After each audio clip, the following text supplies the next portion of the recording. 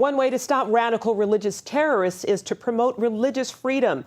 That's the position of Dr. Thomas Farr. He's the director of the Religious Freedom Project at Georgetown University. But Farr says the U.S. hasn't done a very good job at promoting religious freedom in recent years. And with the recent resignation of the U.S. ambassador for religious freedom, it could get worse. But he recently told CBN's Wendy Griffith that the resignation presents an opportunity for the president to turn things around. Well, Tom, you say the resignation of Suzanne Johnson Cook presents the Obama administration with an opportunity. How so? Well, there have been a lot of critics of the administration's policy on religious freedom, including myself.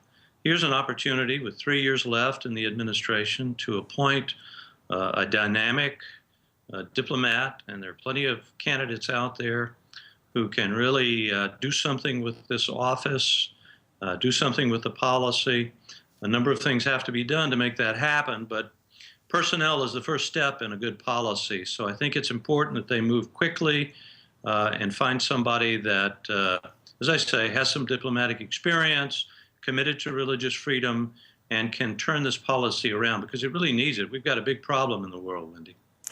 Why is standing up for religious freedom so important to U.S. foreign policy, especially right now? Well, there are two reasons. One is it's the right thing to do, and that's something that Americans should not have to be convinced of. It's the first freedom, something we've stood for historically, not just for Americans, but for all people, not just for one faith, but for all faiths. So it's the right thing to do, and it reflects who we are as a people. But beyond that, religious freedom, if we can advance it around the world successfully, will have a couple of very important effects on our national security. For one thing, if you'll think of Egypt, for example, or if you like Pakistan, Iraq, or any of the other countries in the world that are struggling to have stable democracies, it won't work without religious freedom. And we have utterly failed to make the case to them. It's a very practical case. It has nothing to do with theology or your religion or mine. It is that if you can't get this religious freedom business straight, you're going to fail at democracy. If you want to undermine religion-related terrorism, you got to have religious freedom. We need to convince people of that, because it's true.